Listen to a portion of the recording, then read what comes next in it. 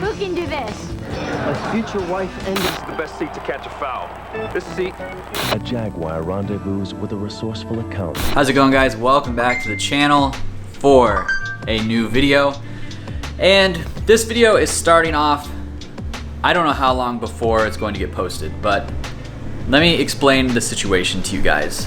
As most of you probably followed, and most of you probably subscribed to the channel by now, I have a Mk7 GTI, Autobahn trim, performance pack, all that good stuff, 2017, and I've had it for basically 1 year now. And honestly, I have loved it. It has been an awesome daily driver. I've loved modifying it. It's fast, it's comfortable, it sounds cool, it makes great noises, but I've run into my very first issue. And this issue requires a little bit more than I can do at home. So I'm gonna explain it to you guys. In this video, we're gonna go through what problem I have. It's kind of documented online, but we're gonna go through the problem. I'm taking it to the dealership because I'm hoping that it's covered under warranty. And I'm gonna show you the process from start to finish on what gets fixed, how much it costs, what it is, replaced. And if you might have the same symptoms in the future in your Mk7 GTI, then you'll know maybe, or you'll have an idea of what it costs and what goes into it. So to start things off, drove to the meet the other day. Drove there fine, no problems. And then I went home and then went back out, grabbed some lunch, and on the way home, cruising on the highway at about 75 miles an hour, this weird lurching started happening. Like you'd be driving and then the RPMs wouldn't fluctuate, but it would feel like it was bogging, like real quick, like for 2 seconds it'd be like, whir. And then it would go back to normal. Car accelerates fine, idles fine, no weird noises, no ticking, no knocking. Fuel pump sounds fine, but after that, I woke up this morning, checked my spark plug gaps were good, coil packs were good, plugged in my OBD11, monitored everything regarding the fuel, and everything was normal. And then I went to go fill up gas, and this happened.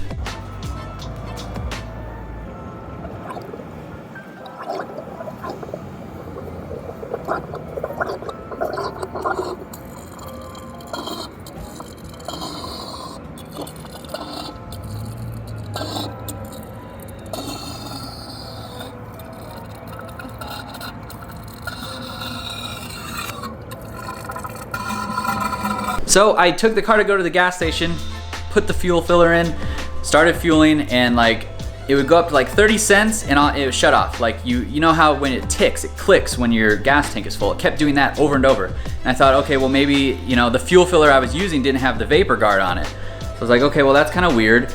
Kept, trying to just click it, and all of a sudden fuel started coming back out of the filler neck. So I thought, okay, this is weird. Closed it out, went inside, got my money back for the prepay, went to another gas station. Same thing happened. I got 50 cents in the car before it just started coming back out. It's like, okay, this is real weird. I'm gonna go to one more gas station. So I went to another gas station, and that's where the video was shot that you just saw. And it was just dumping fuel out, and I had to drive over there. So it was like when I turned the gas cap, turned it off, took it off, fuel just started coming out. And then it stopped, and then that gurgling happened. It like gurgled and sucked all back in. It's like the gas tank wasn't venting. And I did a whole bunch of research. I was like, thought I messed something up, and I was like, okay, well, I didn't do anything with the gas or the fuel, haven't messed with any of that stuff. Turns out that it's fairly common that the evap canister gets a leak and gets clogged, and other people have experienced the same issue. So with that, can't really drive the car anywhere because I can't really fill it up with gas, and it needs to go to the dealership because I'm really hoping that it's covered under warranty. There was a recall for the evap canister leak, and it sounds like, based on my initial research, they may or may not have to replace the entire gas tank. And that's not something I can do at home, and I don't want to spend the money on it if I don't have to. So, enough of this intro. It's Sunday, tomorrow morning, Monday, I'm going to call the dealership and get an appointment scheduled, and it kind of works out because I needed to go get an oil change anyways. And I also am gonna look into getting the DSG service since I'm at 35,000 miles. yeah, just kind of hoping for the best. So keep your fingers crossed at the beginning of this video and hope that it's worked out for me. But otherwise, I'm gonna show you invoices, you know, what the dealership service center told me, and yeah, hopefully you guys get something out of it. This is the very first problem I've had with the Golf. Before you guys go down in the comments, and I know there's a lot of VW owners that have subscribed to the channel now, so I'm sure it's not you guys, but you know, there's a big difference between the Japanese cars and the German cars. I don't feel bad having to pay for fixing the Golf because of how nice it is and like the quality of drive and experience I get from it. An EVAP canister clogging, that could happen to like really any car, and it just so happens that there's a recall for the Golf. Like, they know it's an issue. It's not just because it's a German car.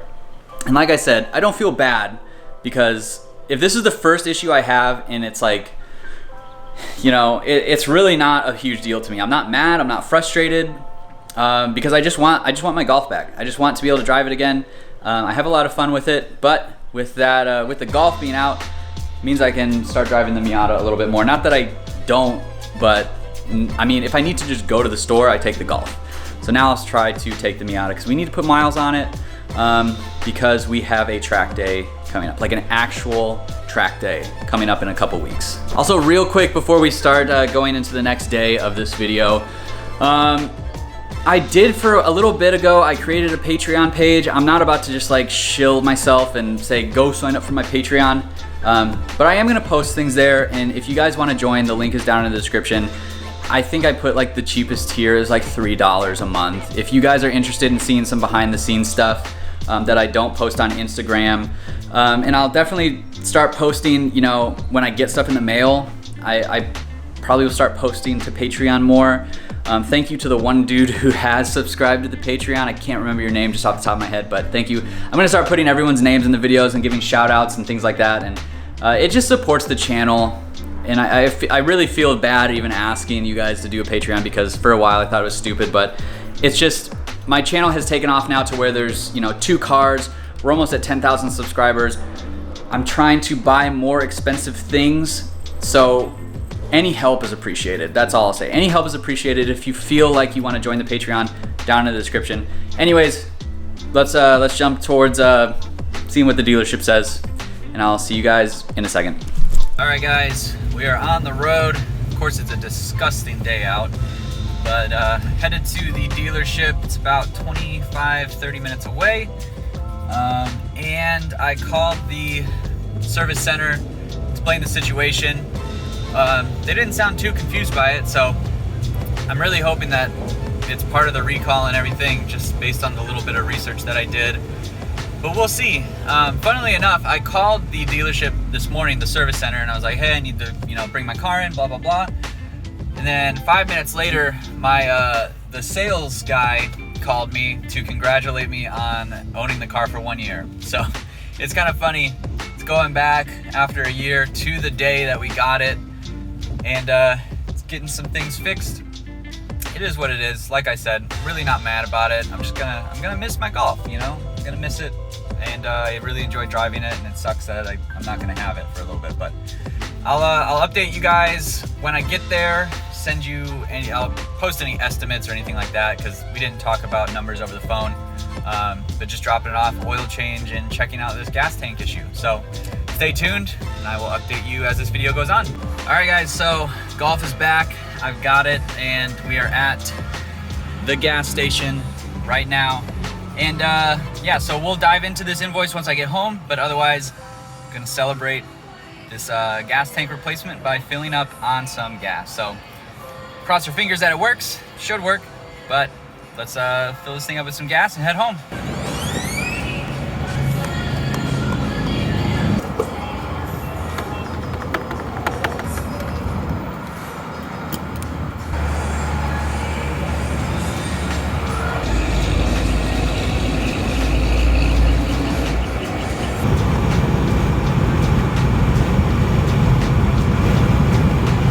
We're all good.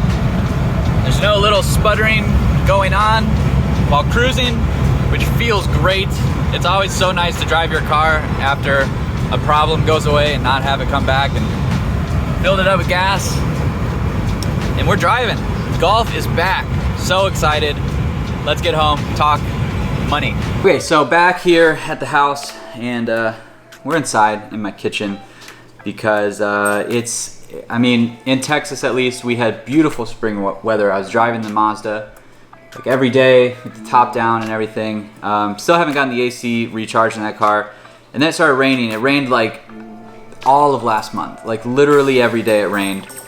And then it stopped raining, and now it's summer in Texas. So it's like 105 degrees outside. Feels like temperature is 105 and it's just hot. So anyways, we're doing it in the kitchen. So right here is our little receipt invoice. I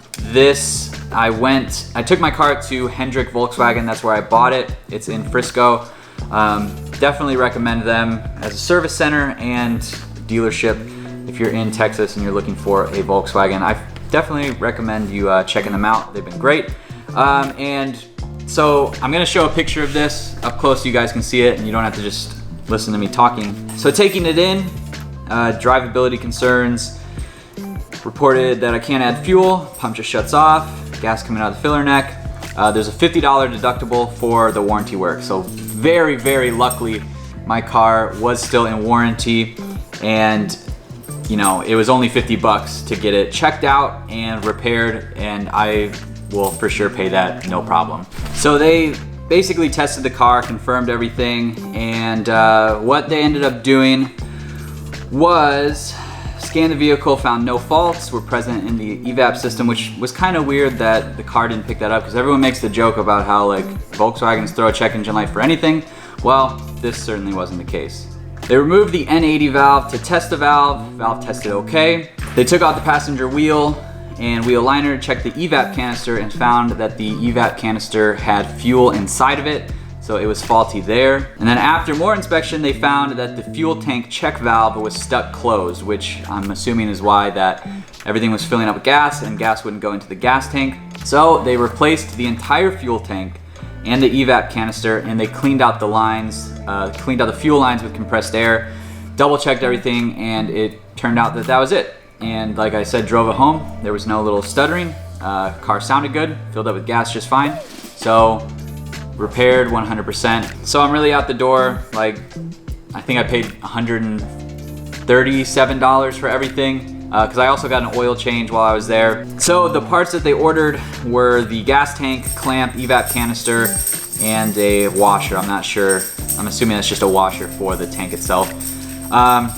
The gas tank itself was $1,800 alone. So really, really glad that I didn't have to pay for that out of pocket. I think if I did, probably would have been close to a $3,000 job with labor and everything. And yeah, car has 35,210 miles, and the service guy said this is the first time he's ever had to replace it. He's never seen the problem before, and I had a hard time finding, you know, information online. I found a few forum posts and everything, but every single time there was something different about it. It was the check valve, the N80 valve, it was the evap canister, and mine basically had 2 out of those 3. So yeah, if this sort of thing happens to you guys, hopefully this video can help you in the future, help to diagnose and decide where to go with getting everything fixed. If you're still under warranty, just bring it in. It's covered under warranty work. And if you're not under warranty, then save up some money, I think, because it's a little bit of an expensive thing to fix. So all in all, $53 for getting the gas tank and everything fixed. Really not bad. I saved quite a bit of money thanks to the warranty. I've never had to use a warranty before in a car that like had an actual issue. This is the first time I've had to use it. So, you know, warranties are good at, you know, at the time when you need them, but otherwise a lot of people don't like them. I'm not a huge fan of warranties. As you guys know, I avoid the warranties on most of my cars, so luckily this didn't have anything to do with what I did. And yeah, that's it. Golf's back, happy to have it back, and now we can continue on with the projects, ordering new parts for it, things like that. So thanks for watching, guys. I hope you guys learned something. I know it was like a talking video, but it was more so informational, and I hope you guys followed along. Hopefully this video will help someone in the future. If you are new to the channel, be sure you go down below and hit that subscribe button. give this video a thumbs up. Leave your comments. Let me know if you've had a similar issue on your Volkswagens. And yeah, look forward to more videos in the future, and I will see you in the next one.